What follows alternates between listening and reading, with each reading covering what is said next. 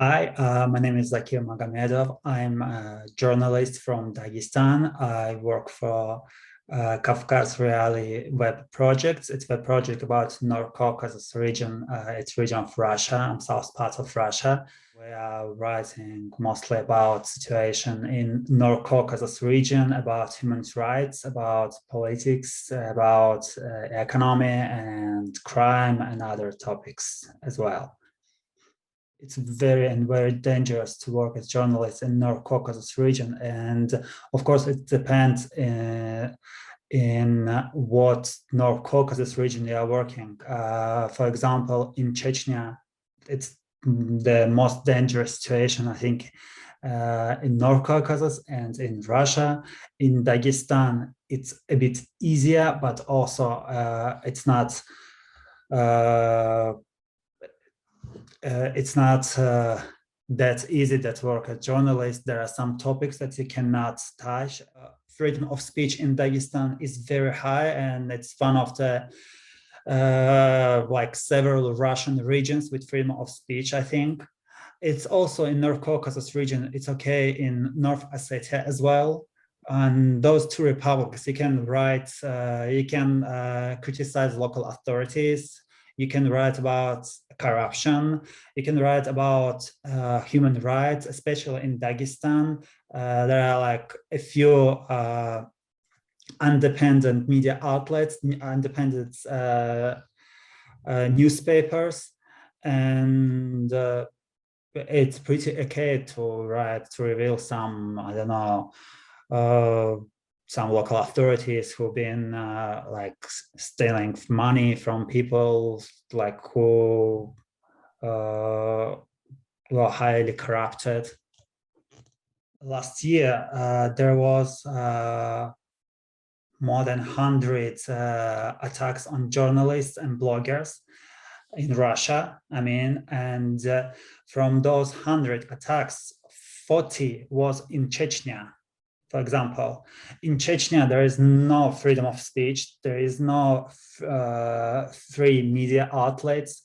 And in Chechnya, if you want to share your opinion about what's happening here, even if you want to, I don't know, to complain about like quality of water, quality of just ordinary life, about prices rising up and increasing, you cannot do it because it's gonna cost for you. For example, they will put you on a local TV channel and will make you apologize for what you wrote in social media, for what you said for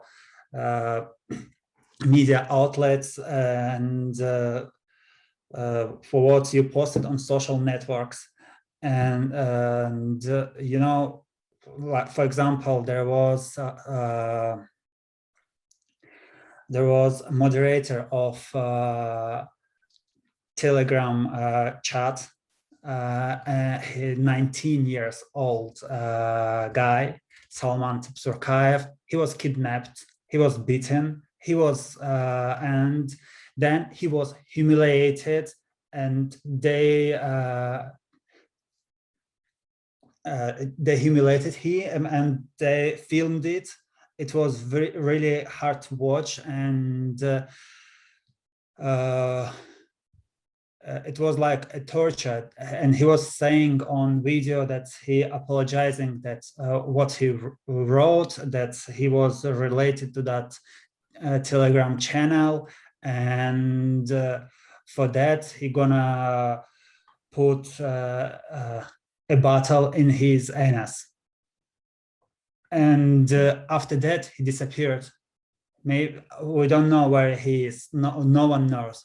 And you know, people who kidnapped him, lately local activists, they recognized them as policemen from Kadyrov's.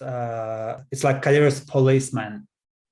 People of Ramzan Kadyrov, and there are a lot of like examples that even human rights activists, they could be kidnapped and disappeared.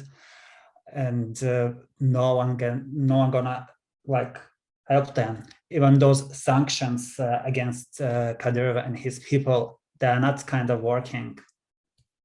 And especially for Kremlin, it's like, okay, as far as there is no war, there is no terrorist activity in Chechnya, it seems like they will just will say everything is okay there. Speaking about Ingushetia, a small republic in North Caucasus region, a few journalists, they were detained, and there are some investigations against them that they took part in some rallies, and they wrote something against government, etc.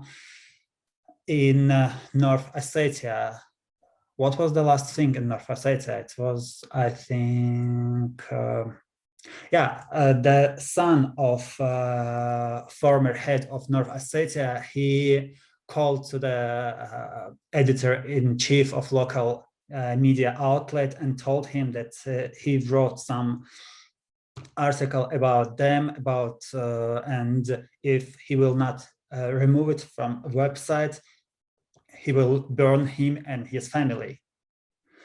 And a couple months before, in North Ossetia, was beaten local journalist Ruslan Totrov. He was he's like very popular, and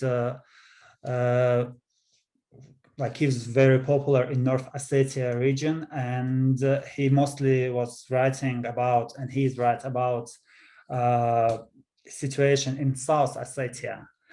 And as we know so far, he was beaten by people who related to South Ossetian government.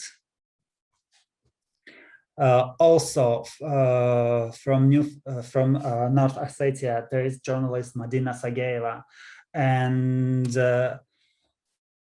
he wrote a lot of articles about business of head of republic, and they tried to sue her.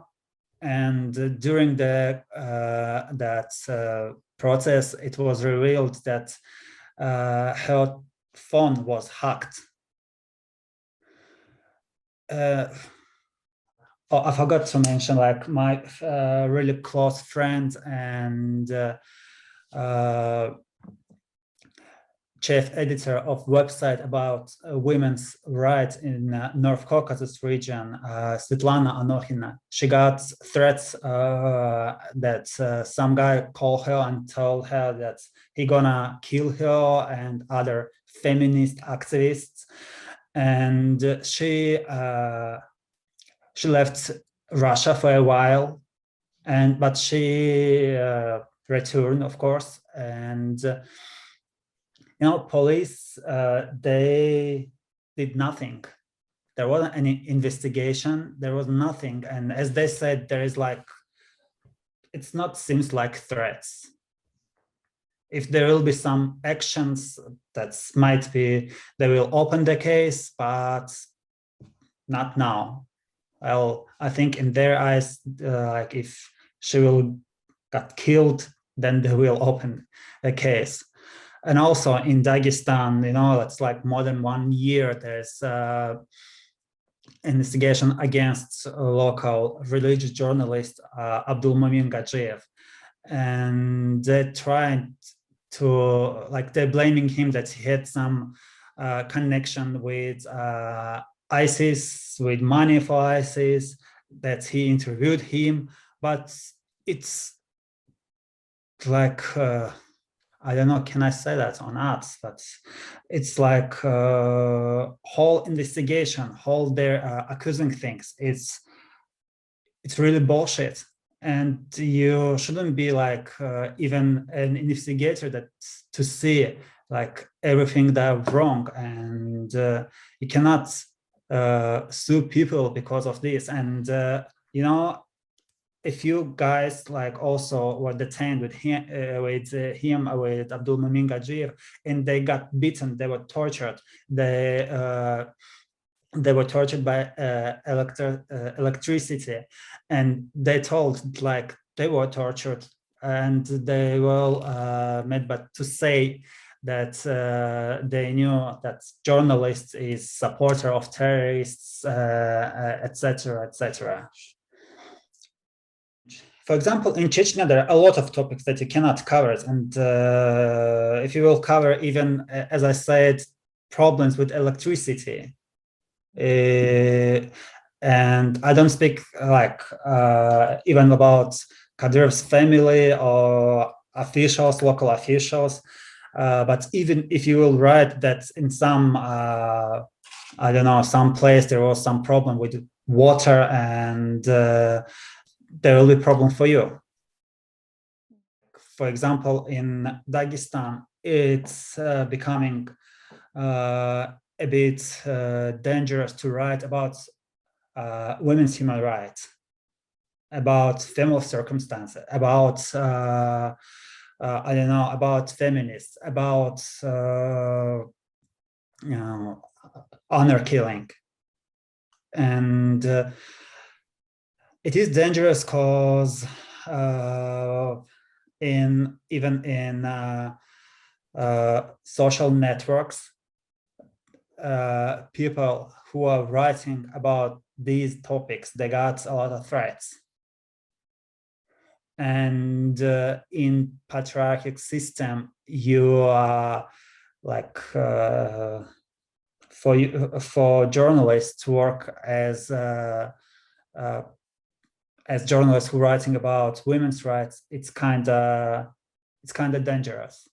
Also, it's dangerous to write about LGBTQ plus people. Of course, it's also dangerous to write about police, about officials. In North Ossetia, for example, you can get accused of lying about officials, about head of republic, if you will write about his businesses.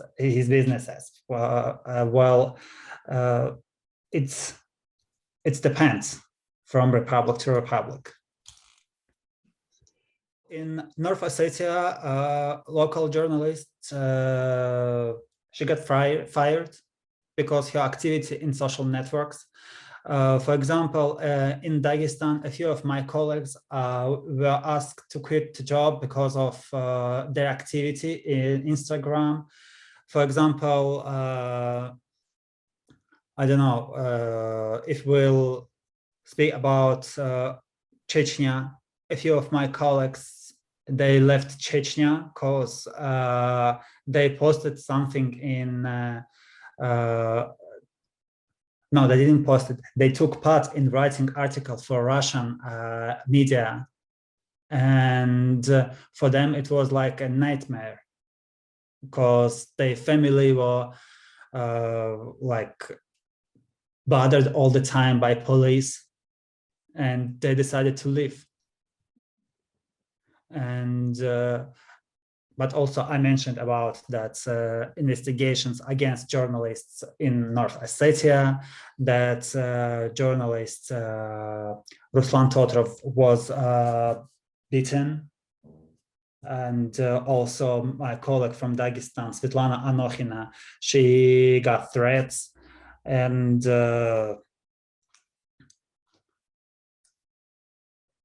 know, other journalists, for example, also in Dagestan, Abdul Mumin Gajir, he's being sued. He's like on the his case is in the court, and apparently he will be jailed for that like super nonsense case.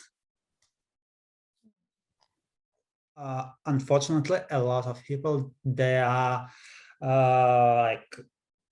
like traditional media for them, like internet media. It's not, and the newspapers and the TV. It's not like only source to get news, and they're not popular, let's say. And to be honest, like, I think newspapers, like, they are not that successful as before.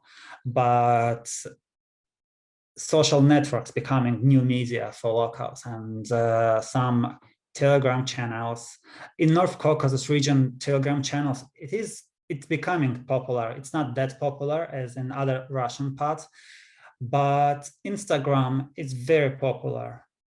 It is very popular, and there are several kind of like, let's say, kind of media accounts, and they're very popular. They have like more than millions subscribers, but the content that they're posting in those Instagram accounts,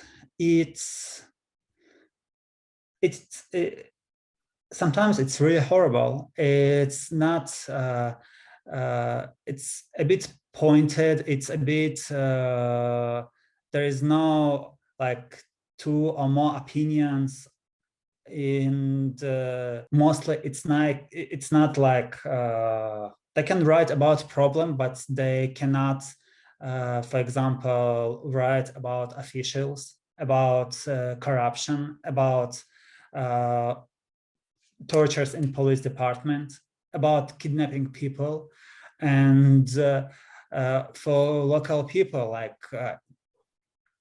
those social networks, it's like they providing mostly, I don't know if it is right words in English, mostly like yellow content.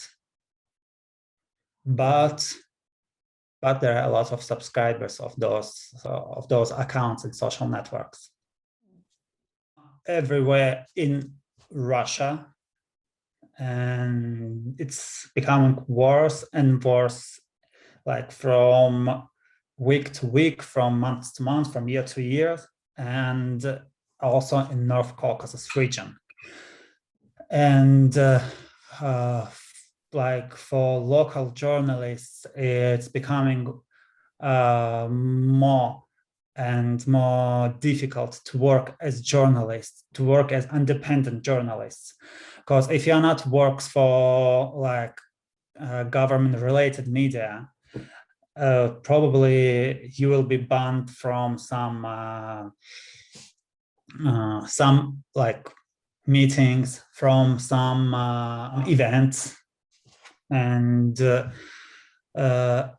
also if you're a journalist who is writing about human rights, you will get a lot of threats, and there will be big problem for you to get information from officials.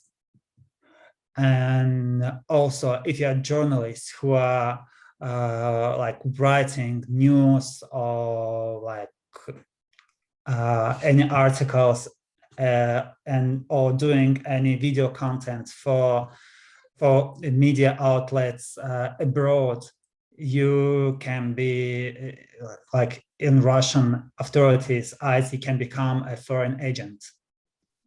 For example, our project Kavkaz Realii, it is like Russian Justice Ministry. It's put in the list of foreign agents. And we lost a lot of our freelancers and I do understand those people, because they're working in Russia, they're working in the field, and especially they're working in North Caucasus region, and it's already dangerous, and put themselves in more dangerous situation, it would be like a bit crazy. And if they will become like foreign agents, people who are like in contact with other foreign agencies, like they, in the end of the day, they like could be put in jail. The first, like they'll fine. Second, there's like I don't know, more fines, I think, or administrative case, and the third one is then they can put you in jail. In Russia, for example, a few days ago, media outlets Medusa was also recognized as foreign agent, and there's big problems for other foreign medias from those foreign agents lists, because even if you want to ask some questions for some expert for an article, they will refuse to answer because they might have problem with sharing their opinions for foreign agents media, let's say.